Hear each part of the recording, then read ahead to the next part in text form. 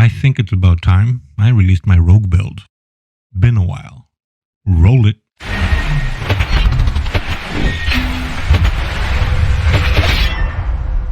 Welcome to my Module 20 rogue build video. The build you are about to witness was created with one main goal in mind: damage and more damage. So the main focus is maximizing damage output while trying to maintain some survivability. I mean, you can't deal damage if you are dead, right? There were a few ways that I could have gone with this build, but I decided that at least for now, this is where I want this build to be, and I can always make adjustments if needed and bring them to you in future videos. That being said, as we venture through the details of this build, I will explain my choices as best I can along the way to give you a glimpse into the thinking behind it, and possibly give you some insight on how to create your own build in the future. And I will also present you with some extra options when possible. Now, before some of you start giving me the usual "this is only for endgamers" build or "this is too expensive for most to consider," just keep in mind MMOs are built around constantly evolving goals. And this is me giving you such a goal. If you expected to get a build that you can have ready in one day or even 1 month, then you will be disappointed. You need to put in the work. Nothing is easy, especially for newer or mid-game players. Endgame players can probably pull this off much easier, obviously. My objective is to present you with a great build and to help you understand each choice that was made. And maybe by doing so, you can make your own choices based on the gear that you have in the future. You could even make adjustments to this build to suit your resources and playstyle, which will work for you. And I will also make sure to let you know where you can find and obtain the items in this build. I think it's about time we get started. I see things that you don't, little boy. Finna light 3 clips to your dome, little boy. The very first choice you will have to make as a new or even an endgame peanut stabber. A peanut stabber is a rogue, by the way, just in case you weren't aware of that. And like I was saying, one of the very first choices you have to make is what race you should use to complement your rogue. In the past, there were clear and definite best races for a rogue. Mostly just one race, the Dragonborn or the Metallic Dragonborn. Because back in the day, they gave you an extra 3% damage, which was a welcomed extra boost in damage, especially for min-maxers. But recently, due to changes in the combat system and how stats work as a whole, the differences between races still exist, but are so minor that they don't matter as much as they used to. You can literally choose any race and still do fantastic. Different races give different bonuses. The choice you make depends on what you value most as an individual player. Do you value AP gain? Then you could pick the Sun Elf. Do you value extra combat advantage? Then the Gith would be a good choice. Or do you prefer how the race looks and the rest is hogwash? Then just pick whatever you like best visually. That being said, my personal choice for this build is the Metallic Dragonborn. I have a few reasons for this choice. I love the extra health points and the healing. I also like the fact that I can get an extra 3% to 2 of the 5 main stats that we need to cap as rogues. With Metallic Dragonborn, you get an extra 3% to power and 3% to crit strike, which helps to cap those stats much easier. And I do actually think I'm one of the very few that love the way the Metallic Dragonborn actually looks.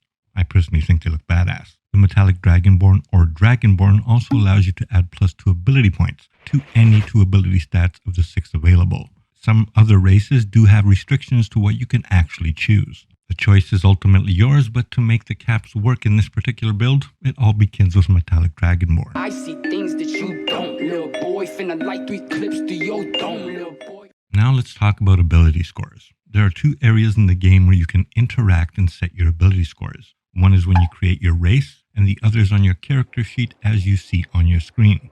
There are 3 ability scores that are worth it in my opinion for our beloved rogues. And they are STR, which stands for strength.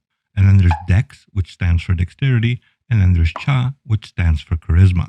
Strength should be a must-have in both the race selection ability points and in the character screen ability points sections. Strength will grant you stamina regeneration and physical damage boost, which is the more important of the 2. Stamina is also important, but not the main reason we choose STR, which is strength. Strength equals more damage, and as a rogue, we never say no to more damage.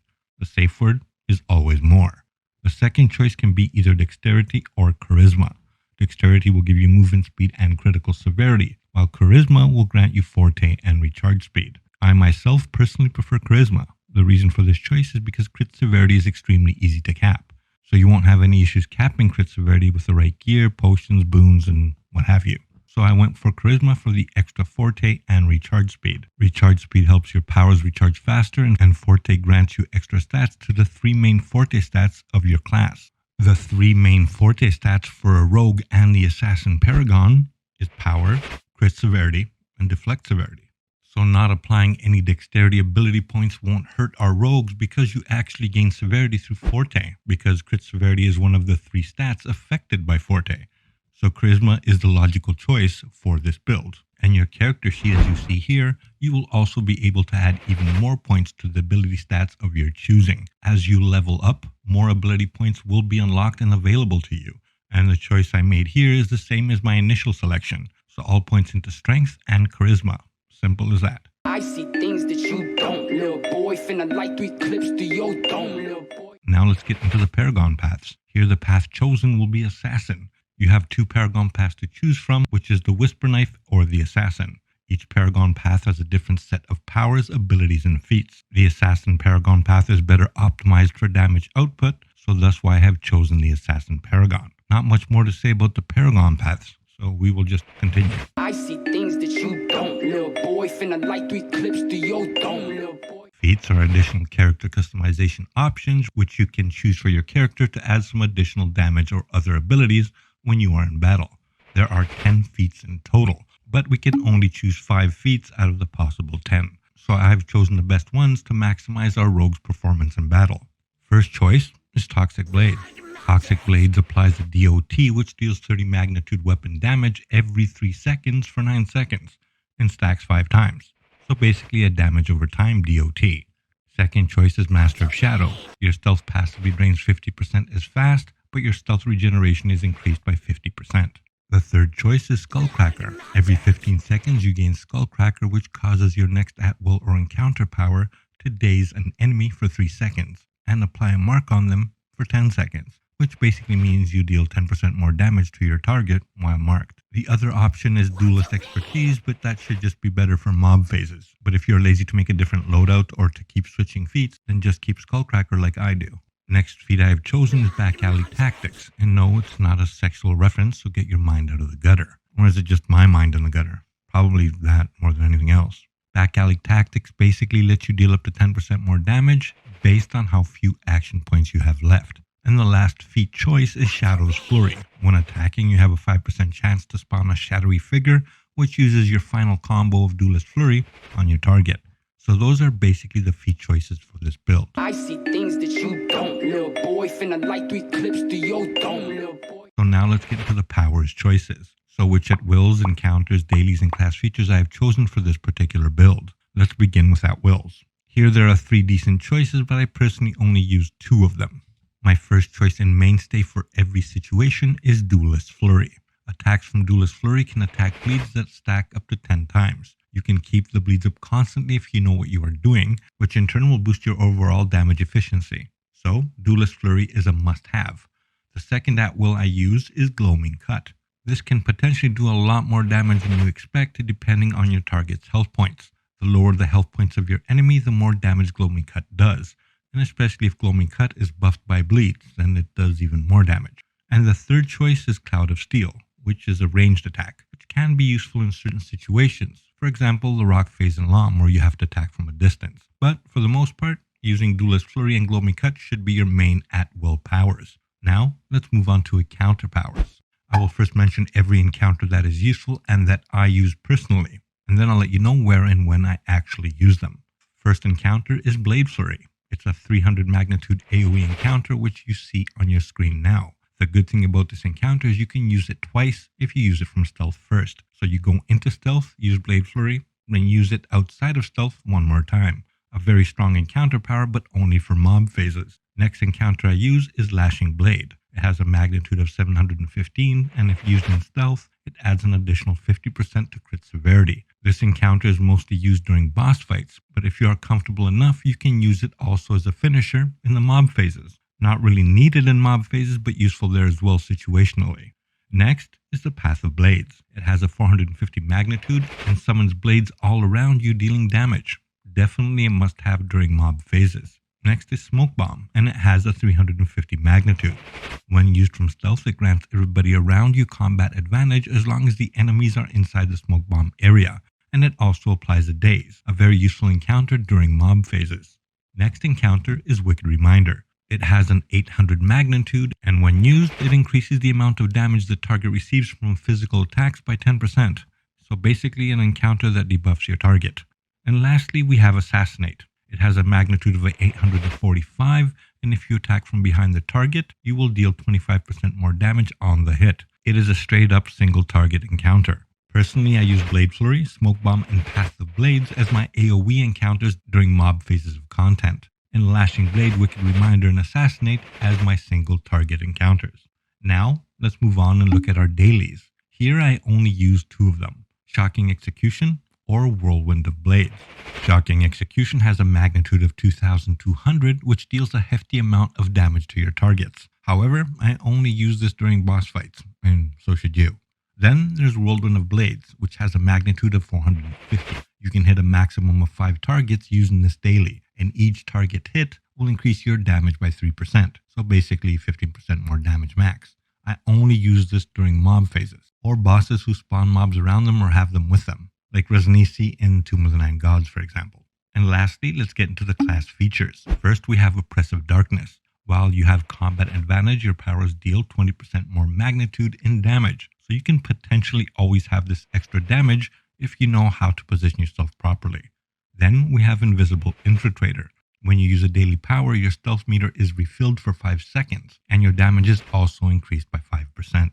We also have Skillful Infiltrator, which increases your movement speed by 10% and adds 2.5% to your deflection and crit strike. I personally use Oppressive Darkness and Invisible Infiltrator because they are basically the best choices available to us. I see things that you don't, little boy. Finna light 3 clips to your dome, little boy. Now for boons. It would take forever to go through the boons if I had to explain each and every choice one by one. So I will just say this. Pick all the boons that give you stats you need. So power, defense, awareness, crit strike, crit severity, you get the point on where I'm going with this. Having more hit points is always a good thing too, so pick some of those. And at the very top, I use Bloodlust. You can basically just copy the boons you see on your screen, or read them one by one and apply what you prefer yourself. But I do think I chose the best ones available to cap your stats, so you would do just fine just by copying my boons. As far as guild boons are concerned, we have 3 types of boons. Offensive boons, defensive boons, and utility boons. And there's the PvP ones, but this doesn't apply to my build. And the choices in what you can or will use any particular time here can change at any time depending on what you need and what you are missing. I've personally chosen Crit Strike for the offensive boon myself, but you can also use power or crit severity. It literally just depends on what you need. In defense, there are 3 good options: awareness, defense, or hit points. I personally use awareness, but I switch to defense on occasion. And for utility, I always use the mount speed, unless I join a difficult trial. Then the Revive Sickness boon is the way to go, because, mount speed is irrelevant in dungeons and trials. I see things that you don't, little boy. Finna light 3 clips to your dome, little boy. Now let's have a look at my gear choices. Let's begin with the helm. For the helm position, I have chosen the Garistro Horns. The reason behind this choice is because of the potential for a 10% crit strike increase, which you can manage and keep up all the time if you know what you are doing, which will contribute to the capping of your crit stat and make it much easier for you to reach the cap or close to it. This helm can be obtained from the tier 1 hunt named Whitehorn, which is located in Avernus and in the Scab area. The drop rate is decent enough that you shouldn't have issues grabbing this within the first 10 hunts, but sometimes it does take longer, especially if RNG hates you. My second choice for the helm position would be the Whisper's Hood of Quiet, which I used to cap all my stats to 90% when I uploaded that video showing you 5 stats capped at 90.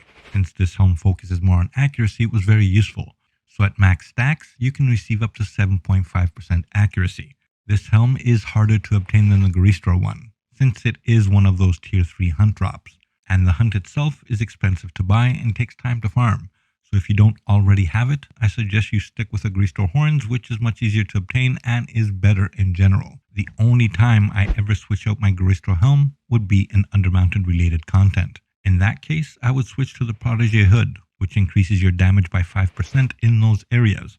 So basically expedition areas, all of Undermountain when questing, Tower of the Mad Mage, and Lair of the Mad Mage. And you can obtain this hood at the Undermountain Seals vendor with Seals of the Deep.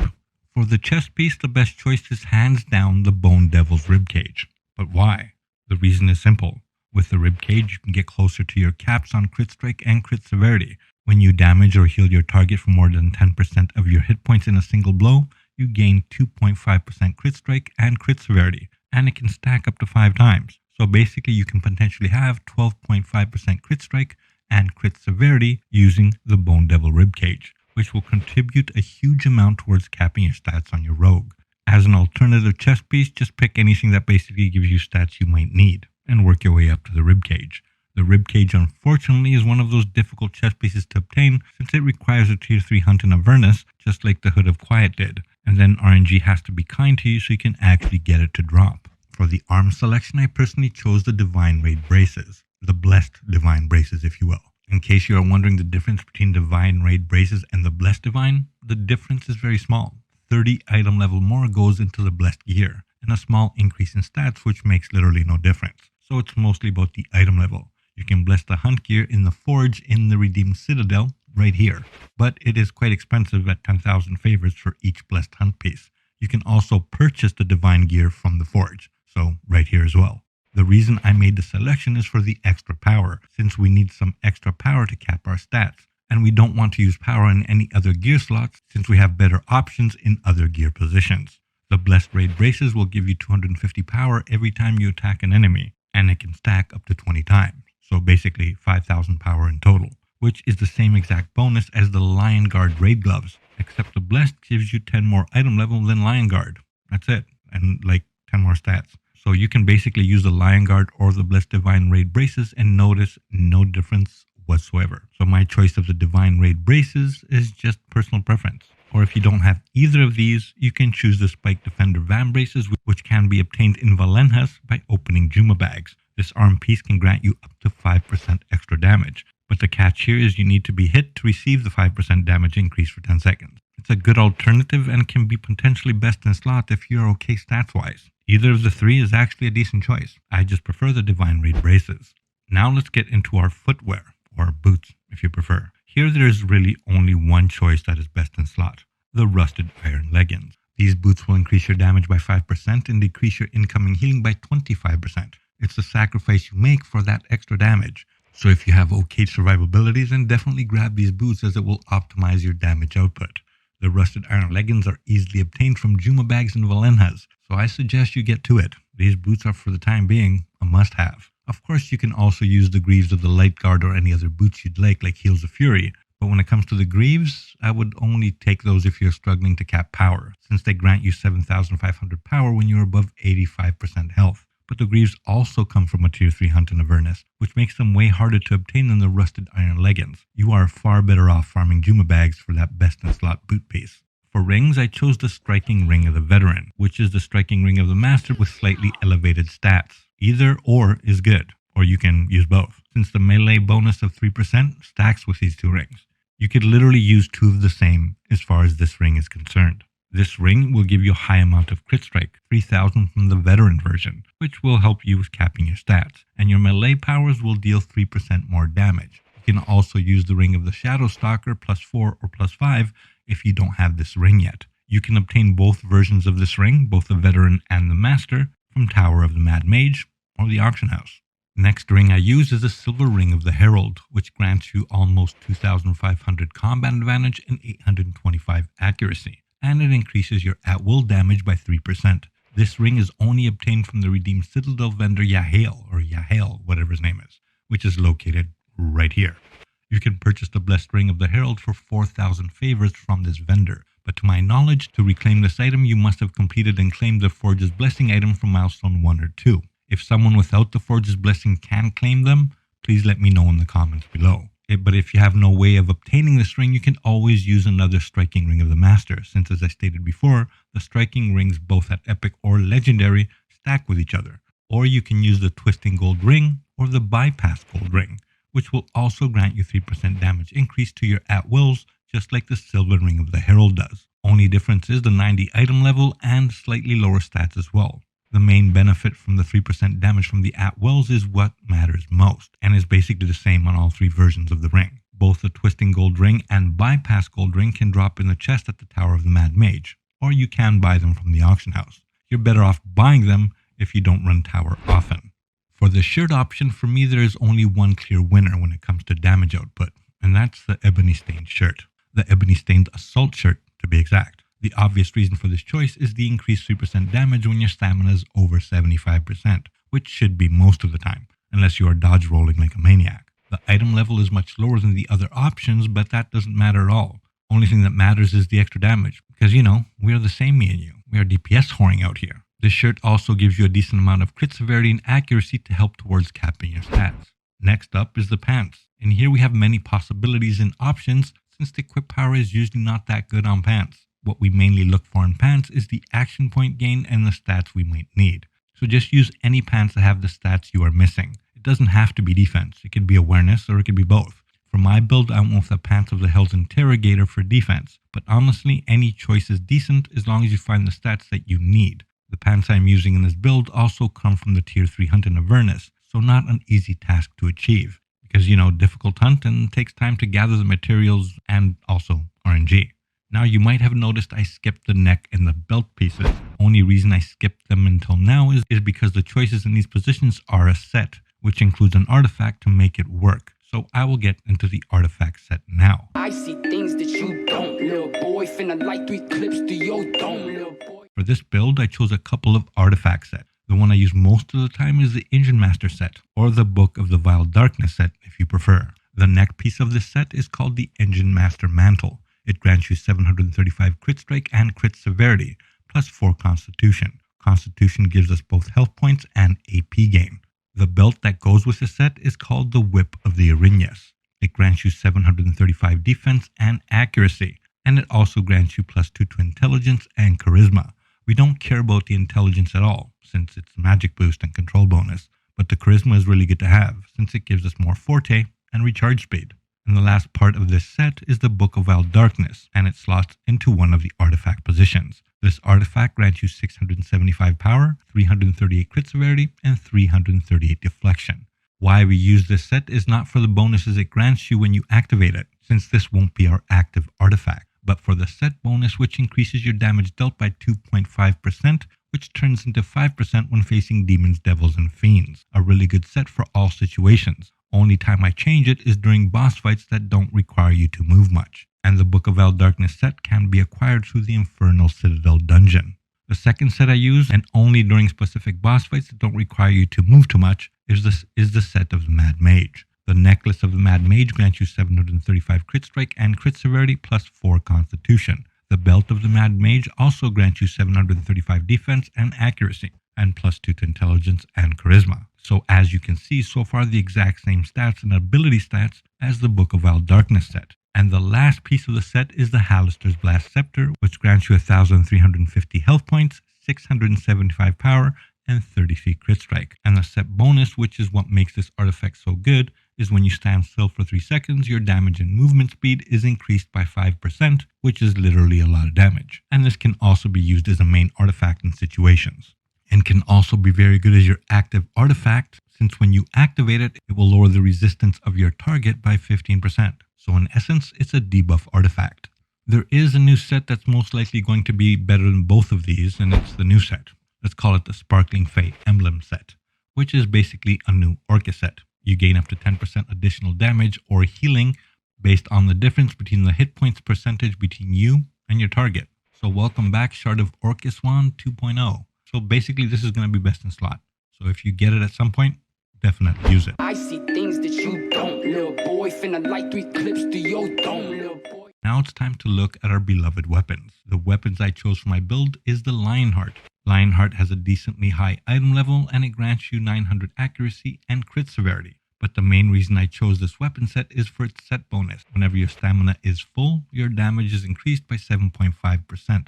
This weapon set can only be obtained from the Tower of the Mad Mage either as a drop or by gathering 20 Lost Scrolls of the Void for each weapon. So in total, 40 Lost Scrolls. The Lost Scrolls NPC name is Rishindar and is located in Stardock. You get 1 Scroll of the Void per successful completion of Tower of the Mad Mage. So it can take you a hefty amount of time to receive these weapons. Of course, there are other weapons like the Celestial, the Blessed weapons, or the Legion Guard from Avernus maps, and some other choices which I won't get into since everything is changing pretty often and everything is, there's chances that some weapons might get nerfed. So to be on the safe side, I picked Lionheart, and they're a really good choice. I see things that you don't, little boy. Finna light 3 clips to your dome, little boy. Now let's have a look at the weapon modifications. In the main hand, hands down best option is the Enhanced Duelist Flurry option, which increases the damage done by your Duelist Flurry by 10%, which is a big enough number to not miss out on it, especially if you're min-maxing DPS. For the offhand, we have two choices to make. Personally, I use either the 2.5% action point gain or the Forte,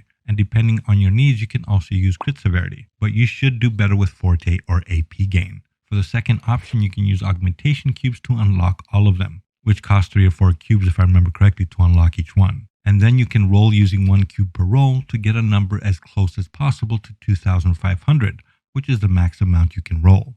What you use here simply depends on what you need. For this build in particular, I picked accuracy, since I do cap 4 out of my 5 stats, but I might even go awareness or defense, since accuracy isn't as important to me. So pick whichever one you need most.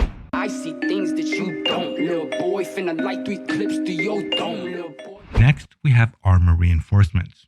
You can have a total of 8 equipped on your character. 4 on the left side, which is the helm, the armor, the arms, and the boots, and 4 on the right side, which is the neck, the belt, and both rings. Those are the only places that armor reinforcements can be applied to.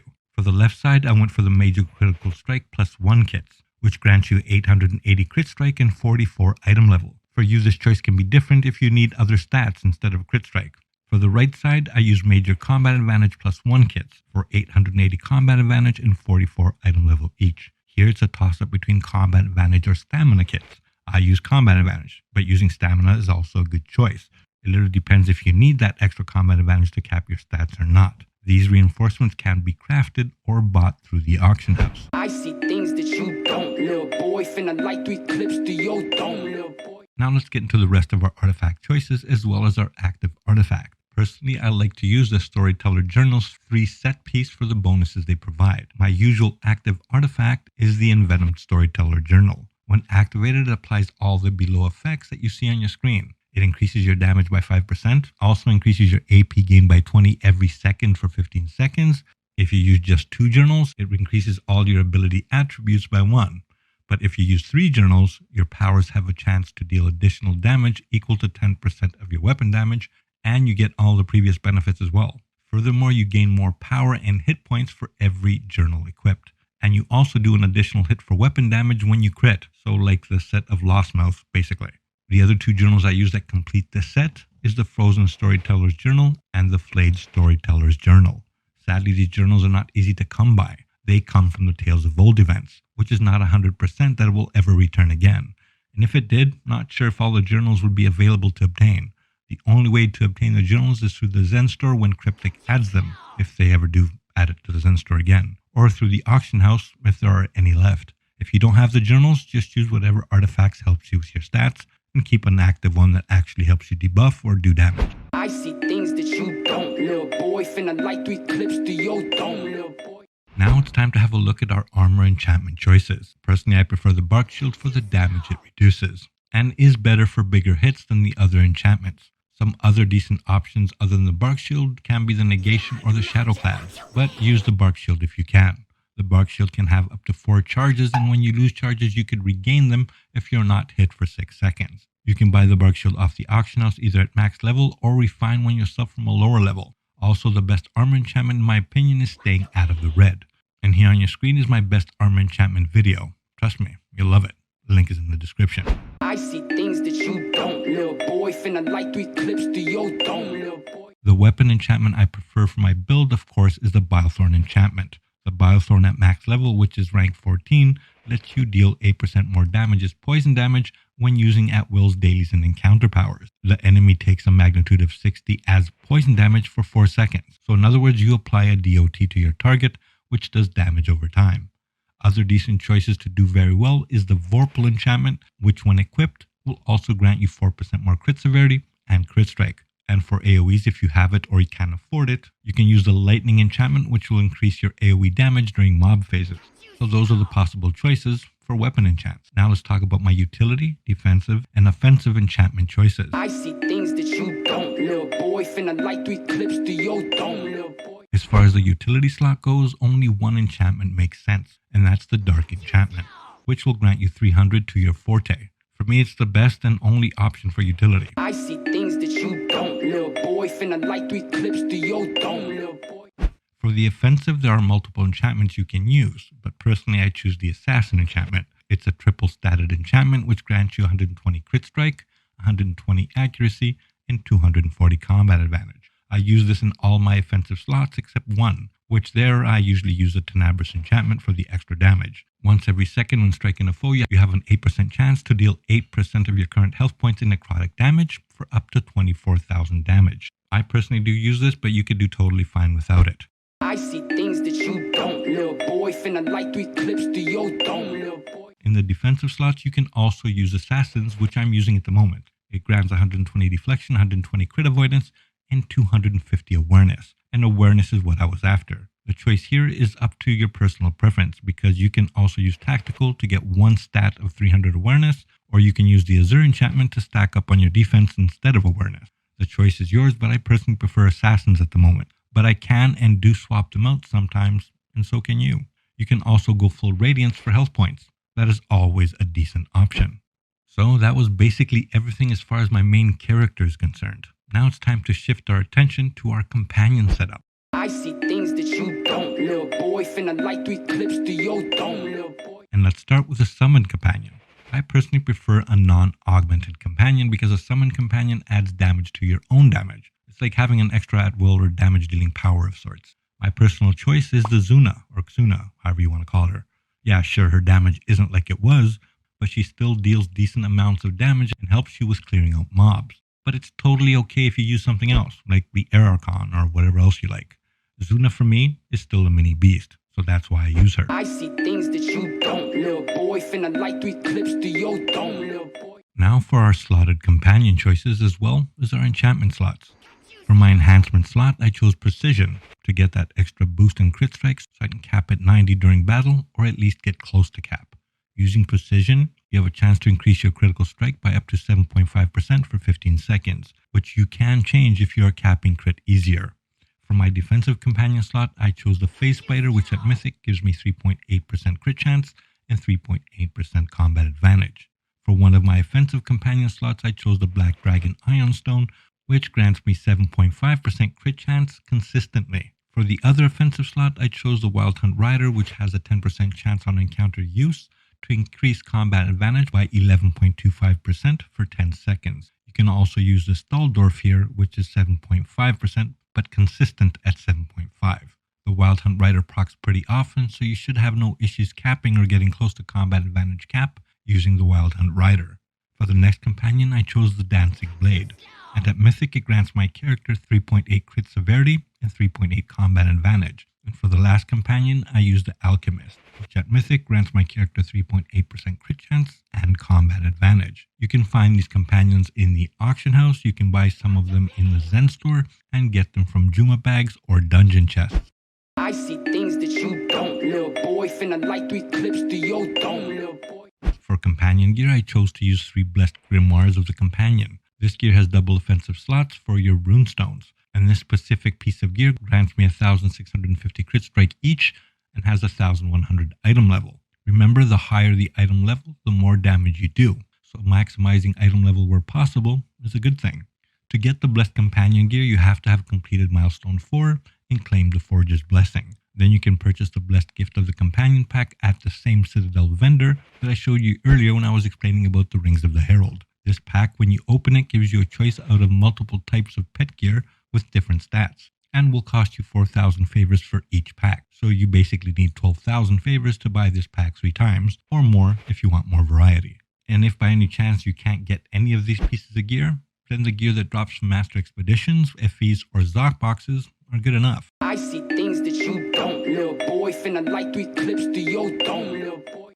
As far as the runestone choices goes, I'm personally using the Indomitable Runestones that grant your companion 20% extra damage when attacking. So I slotted 6 of these on my companion gear to maximize my companion's damage output, in this case, Xuna's output. The Indomitable Runestone can be purchased with trade bars in the trade bar store or in the auction house. I see things that you don't, little boy. Finna light 3 clips to your dome, little boy. Now let's have a quick look into the mount combat powers and which ones are good for this build.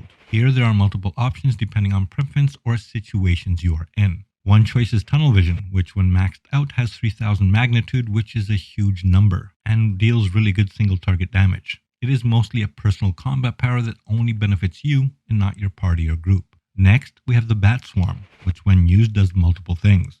It increases your personal damage by 15%, slows your target by a further 15%, it increases the amount of damage the target takes by 15%, it reduces the target's outgoing damage by 15%, and reduces your target's critical chance by a further 15%. All this lasts 10 seconds and does not stack with other swarms, unfortunately. And there's also other mounts like the T-Rex mount, which debuffs your target by 50%, and the Tensor's Floating Disc, which ups your ability stats and personal damage as well. So any of these choices are good, and you can switch what you prefer depending on content. I see things that you don't, little boy. Finna light 3 clips. Now, let's get into the equip power. Equip powers depend on what you need the most, and just what you want to add a little bit more of. For example, I use Rapid Accuracy to increase my total accuracy even further, since I can cap my other 4 offensive stats pretty consistently. The choice here is literally up to you. Mounts can be found almost everywhere and anywhere, except for the really good ones that I just mentioned, like the T-Rex mounts, the Swarms, the Tensors. All those can be found in the auction house, in lockboxes as rewards,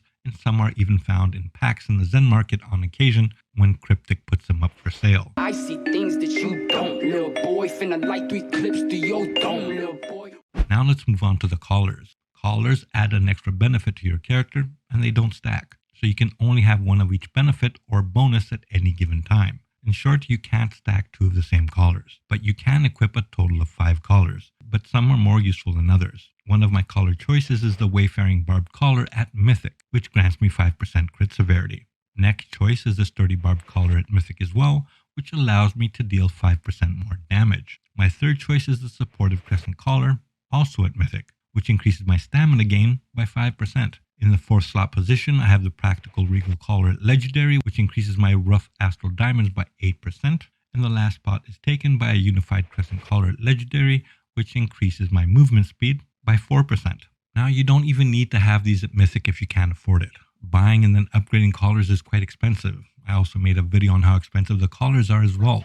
You can see that pop up on your screen now, and the link is also in the description. The must-haves I would say is the At-Will Damage Collar and the Crit Severity one. The rest is up to you, but they do grant you huge amounts of item level, which will increase your overall damage. Collars can be purchased from the Zen store at epic level, from the auction house at any level, or can be rewarded from chest at the end of skirmishes. Because has anybody ever seen one drop in a dungeon? No, seriously, I'd like to know. Now for the Insignias. The Insignia choices are based on Forte and Power. So where I am able and allowed to use Dominance Insignias, then I use only that type of Insignia, whether it be legal, illuminated, or whatever else. The only time I don't use Dominance is in the Enlightened Insignia slots, since an Enlightened Dominance doesn't exist. There, I prefer to use Brutality Insignias, which grant me Power and Crit Sev instead of Power and Forte. So basically use whatever you have available and swap them if you need to cap your stats in some other sort of way. I see things that you don't, little boy. Finna light 3. Now, as far as the actual Insignia bonuses, there are many Insignia bonuses to choose from, but not all of these are useful. Personally, I have Slotted Combatant's Maneuver, which grants 2,500 combat advantage when controlling an enemy. I also use Assassin's Covenant, which removes 1,000 of your defense, deflect, crit avoidance, and awareness, and it grants you 1,000 to your accuracy, crit strike, crit severity, and combat advantage. I also use Artificer's Persuasion, which reduces your cooldowns by 2 seconds when you use an artifact. And then I also use Warlord's Inspiration, which increases the damage your companion does by 20%. And the last Insignia bonus I use is Gladiator's Guile, which allows you to move faster when your stamina is high. Basically, you can use whatever you like in the Insignia bonuses section, and even use 2 of the same kind, like Warlord's Inspiration, for example, to give a little extra boost to your summoned companion's damage. You can find Insignias literally everywhere, in the auction house, in dungeon chests, in the Zen market, as drops from mobs, or wherever. So you won't have any issues finding Insignias in general. Now it's time to demonstrate a little bit of this build's ability on dummies so you can see the stats cap. Remember, this is buffed with Watermelon Sorbet, Flask of Potency +1, and the Stormwind Elixir. I'm not using any Stronghold food at the moment. So as you see here, as I'm attacking these dummies, I'm hitting the stat caps pretty often. And even when you're not hitting the caps, your damage is still pretty good. Sure, capping your stats is one of your goals for sure, but having less than cap doesn't mean you will perform badly. Anything above 80% is decent, but 85% should be a reasonable average target for your build caps, and 90 should be your ultimate goal. I hope this video was detailed enough to help you all understand the reasoning behind it, and where to actually find each of the items. I gave as many other options when possible to help you be as competitive as possible, until you can acquire some of the gear or items you are missing. Remember, builds can always get better as more new items are introduced in Neverwinter, or when buffs or nerfs are applied to gear, or pets, or even powers. Anyways, let me know in the comments below if this build helped you, and if you have any additional questions, don't hesitate. I live to serve. Galactic here. Peace out. Stay safe. Gary!